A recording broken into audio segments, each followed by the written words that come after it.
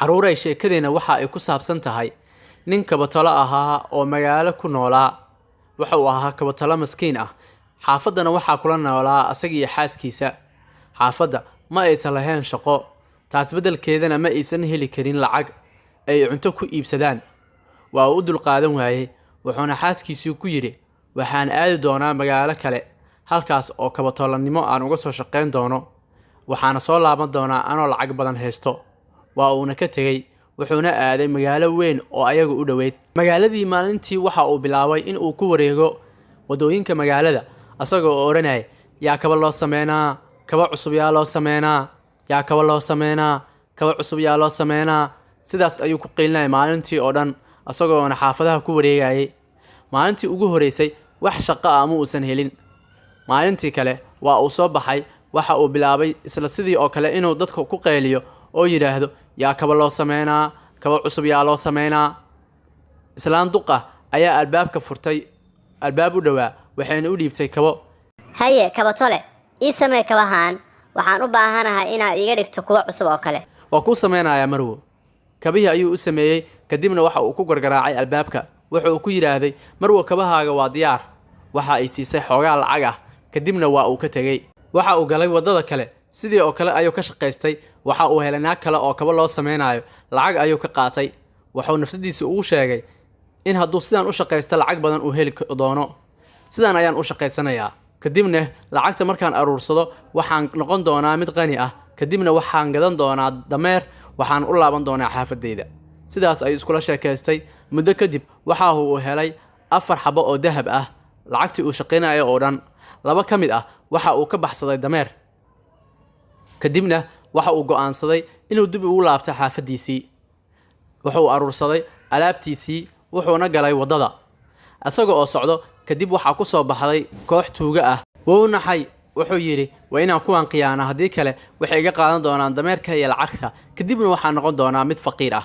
2dii dahab ee u hartay ayuu mid ka mid ah waxa uu qoorta u suray dameerka. kadib tuugadii ayaa u imaatay, waxay dhaheen, soo bixi waryaa lacagta aad hayso. kadibna wuxuu ku yidhi, wax lacaga ma haysto aan ka ahayn dameerka. sheekadaas markay dhex maraysay, dameerkii ayaa qiiliyey, kadibna waxaa ka soo dhacay xabad dahab ah. way ku xanaaqeen, waryaa lacagta aqrinaysa soo bixi. mayuu yidhi, lacag ma haysto, laakiin dameerkan ayaa dahabka dhala. way la yaabeen, waxay dhaheen, dameerka naga gado. wuxuu yidhi, idinkama gadanayo, asaga ayaan xoolo ka haystaa. waxay dhaheen, waxaan ku siinaynaa 40 shilin oo dahab ah, sidaa daraaddeed naga gado dameerka. jaanis ayuu u arkay, waa uu ka gatay dameerkii. maskiinkii kabatolaha aad ayuu u farxay, wuxuuna qaatay 50kiisii xabo ee dahabka ahaa. halka kale tuugadii waxay imaadeen meesha ay deganaayeen. kii hogaamiyaha ahaa ayaa waxa uu ku yidhi, aniga ayaa caawa la seexanayo dameerka, lacagta uu dhalana aniga ayaa qaadanayo. dhammaantood waa ay ku raaceen. kabatalihii xaafadiisa markuu tegey, waxa uu gatay beer weyn oo digaag ku xanaanaysto. kadib habeenkii oo dhan waxaa la joogay dameerka ninkii ahaa tuugada hogaamiyahooda. laakiin subax waagi markuu baryey, wax lacaga waa uu waayey. waxaa u imaaday mid ka mid a tuugada, wuxuuna yidhi, imise lacaga ayuu dameerka caawa dhalay. uma uusan jawaabin, waa uu ka tegey. dhammaan tuugadii mid mid ayay ula seexdeen dameerka, laakiin wax dahaba ma uusan dhalin. way xanaaqeen, shir ayay iskugu yeereen tuugadii. waxayna dhaheen, kabatolihii wuuna u khiyaanay, wuxuuna naga siiyey dameer caadi ah 50 xabo oo dahab ah.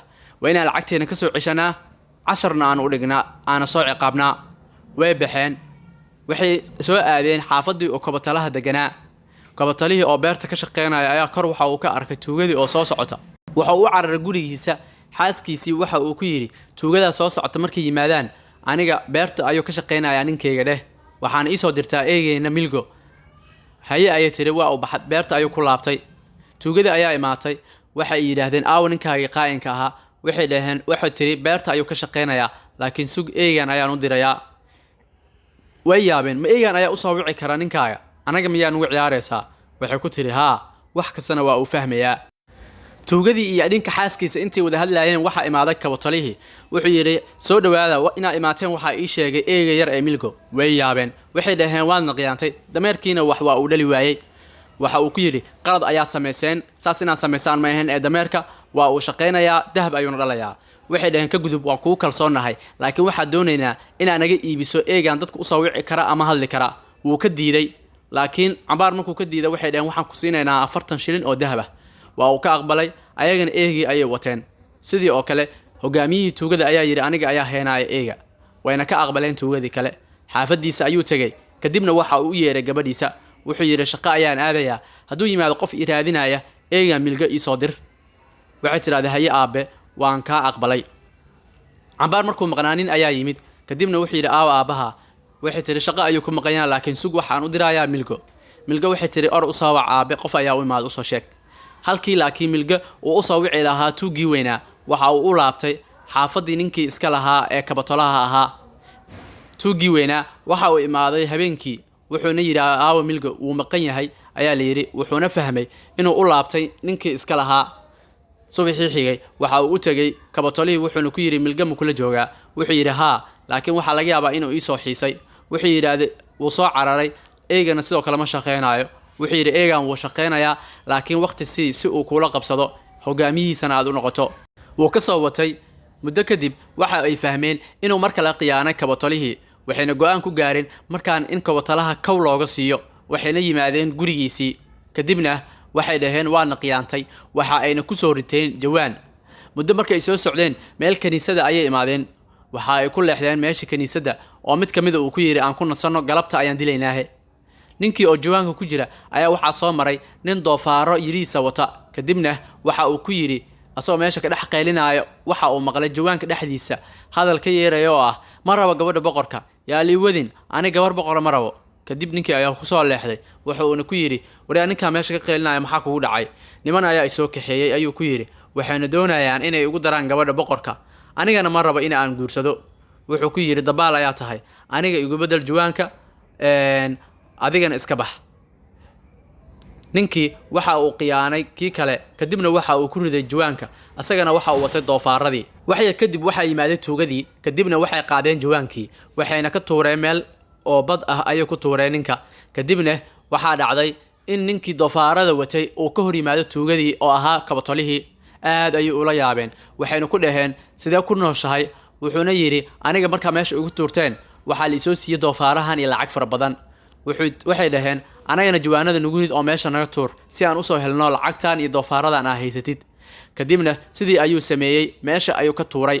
halkaas ayayna ku dhinteen tuugadii. kabatolihiina uu ku noqday mid qani ah oo farxad kula nool xaaskiisa iyo qoyskiisa.